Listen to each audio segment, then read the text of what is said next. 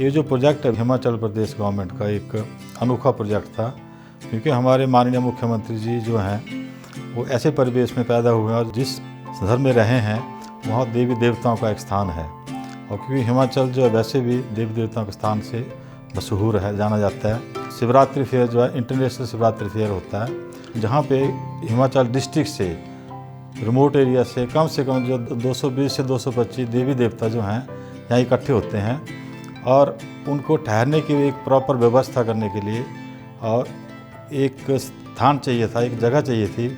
उसका उन्होंने एक सपना देखा था। उसको सपना पूरा करने के लिए उन्होंने ये प्रोजेक्ट जो है बेसिकली 30 करोड़ रुपए में बना है। क्योंकि जब देवताओं के लिए हम एक बिल्डिंग बना रहे हैं, क्योंकि उसी संस्कृति को हम संदर्भ करते हुए, संरक्षण करते हुए उसको इस तरह से बनाया ताकि आने वाली जो पीढ़ी हमारी आए, उस आर्किटेक्चर की या चाहे इंजीनियरिंग के जो स्टूडेंट्स हैं उनके लिए एक स्टडी सेंटर बने। और लोकल जो मटेरियल है उसको हम कैसे जो है नई टेक्निक्स के हिसाब से कैसे यूज़ कर सकते हैं। क्योंकि काठकोनी स्टाइल जो है हिमाचल प्रदेश में एक बहुत ही प्रोमिनेंट आर्किटेक्चर स्टाइल है, वर्नाक्युलर आर्किटेक्चर है। उसको हमने फिर ये डिसाइड किया कि उसी को हम बोरो करके नए मटेरियल HPL जो आपने देखा होगा कि बिल्डिंग में जो बैंड लगाया 3 पत्थर का रदा है उसके ऊपर बैंड लगाया हमने, तो इसलिए लिया था कि जो हमारी संस्कृति उसको हम रिफ्लेक्ट करें आर्किटेक्चर हेरिटेज को। उस बेसिक कंसेप्ट वो था। जो आपने रूफ देखे हैं बिल्डिंग के बेसिकली पगोडा स्टाइल में है। जितने भी हमारे मंदिर हैं ग्रामीण क्षेत्रों में देखेंगे या मंदिर थे सब पगोडा स्टाइल में या शिखरा स्टाइल में है। तो हमने पगोडा स्टाइल को आर्किटेक्चर डिजाइन को मद्देनजर रखते उसको हमने इसमें अडॉप्ट किया। फिर आपने देखा कि डिफरेंट लेवल से रूफ डाला हमने। अगर कॉन्सेप्ट की बात करें हम ओवरऑल कॉन्सेप्ट इसमें था हमारे के जैसे लोगों के लिए 500-700 लोग होते हैं, देवता 200 लोग हैं, कोई 5-5, 10-10 लोग भी होते हैं, ठहरते हैं, उनको खाने पीने की व्यवस्था चाहिए थी।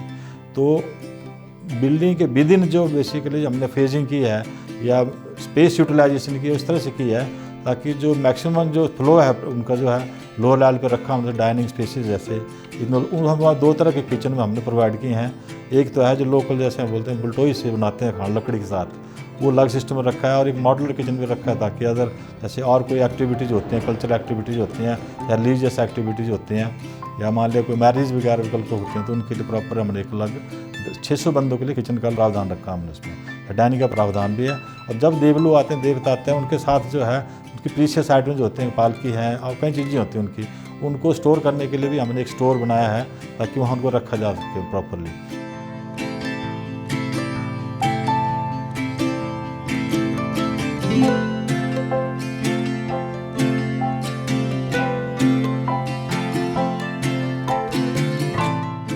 मेन हॉल है बेसिकली 8 कैपेसिटी का है, उसमें प्रोजेक्टेड बालकोनी भी हमने बनाई है।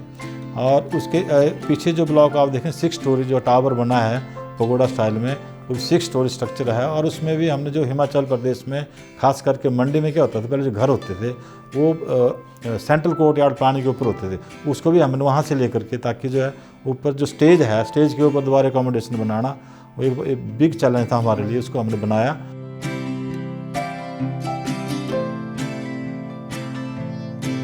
इसमें एक बहुत बड़ा ऑडिटोरियम है, उसका जो बीम है वो उसकी डेप्थ क्योंकि बहुत ज़्यादा हो रही थी कि स्पैन ज़्यादा होने की वजह से, और उसमें व्यूअर्स को ऑब्स्ट्रक्शन हो रही थी स्टेज को देखने के लिए, तो उसको फिर हमने रीडिज़ाइन किया। तो RCC की बजाय उसकी डेप्थ को कम करने के लिए स्टील बीम का डिज़ाइन किया गया जिसका स्पैन 18 मीटर है। तो इस तरह की बीच बीच में प्रॉब्लम्स आती रही structure during execution of the work. बड़े हैवी भी हमारे डेप्थ आ रही थी, उसको हमने स्टील में कन्वर्ट करवा के विद नकुल जॉइंट्स, जो कि हिमाचल में फर्स्ट टाइम हमने फॉलो किया यहाँ पे। और KNG टेक दिल्ली की फर्म है स्ट्रक्चरल इंजीनियर, उन्होंने इसके ऊपर जो है प्रॉपर हमें डिज़ाइन करके दिया है। और इसमें हमने लाइब्रेरी भी है, इसमें आर्ट म्यूजियम है, आर्ट गैलरी भी है, जहाँ पे हिमाचल प्रदेश के जितने भी हमारे जो आर्टिफैक्ट्स हैं उनको हम लगा सकते हैं, पेंटिंग्स हैं, स्कल्पचर्स हैं, हर एक चीज़ उसमें हम उसको डिस्प्ले कर सकते हैं। उस थीम के साथ उसको बनाया था। जब हमने इसको शुरू किया इस प्रोजेक्ट को मई 2018 में, बहुत सारी प्रॉब्लम्स फेस की क्योंकि ये 2 लेवल में बिल्डिंग थी, एक लेवल निचला था, एक लेवल ऊपर का था।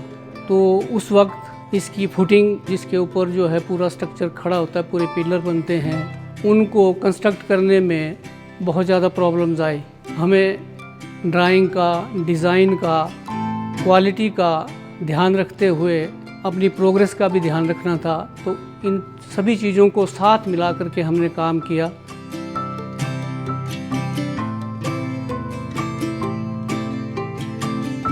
अब मुझे ऐसा भी लगता है कि हमारे हिमाचल प्रदेश में ऐसा स्ट्रक्चर पहली बार बना है जिसमें स्टील का और कंक्रीट का कंपोजिशन किया हुआ है। स्टील बीम्स भी हैं, साथ में कंक्रीट भी है। स्टेज के ऊपर जो हमने एक डाइनिंग हॉल बनाया है बेसिकली, अगर वहाँ आप खड़े होकर के आप देखते हैं सेंट्रल कोर्ट यार्ड जो मैंने ऑलरेडी पहले डिस्कस किया है, उस कॉन्सेप्ट के ऊपर बनाया है। वहाँ पे हमने जो ऊपर जो पॉलीकार्बोनेट शीट है, ग्लास शीट्स होते हैं बेसिक, और उसके सामने जो ग्लेजिंग है, कंप्लीट ग्लेजिंग है, उसमें क्या how to marry the open space, bring the open space into the building, that concept has been followed. If you are standing there you can have wide view of the area and just you can see the plants, everything is standing out there, and it is scaling out the building, the basic concept behind it.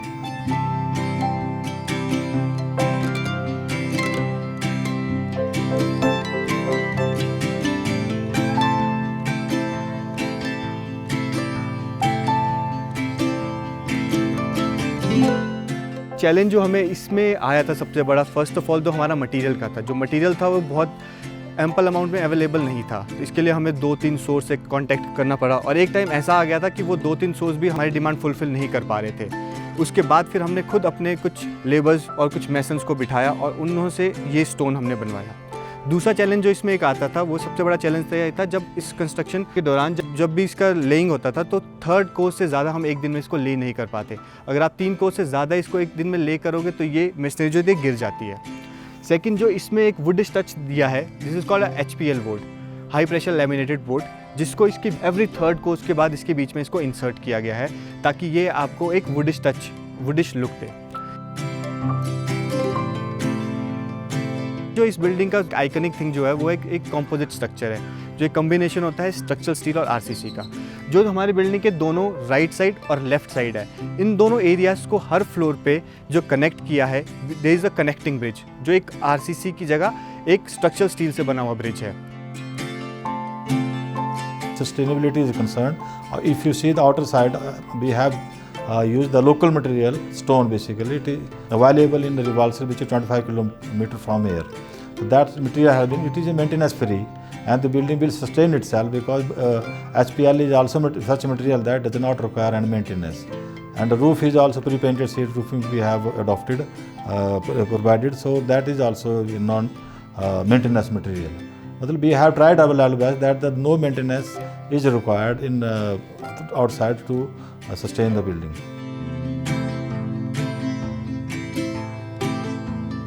पूरे हिमाचल प्रदेश के लिए it is one of the best building which we have planned and designed, and that with the grace of our Chief Minister, that he was very benevolent and he did not shirk to give the money to this project.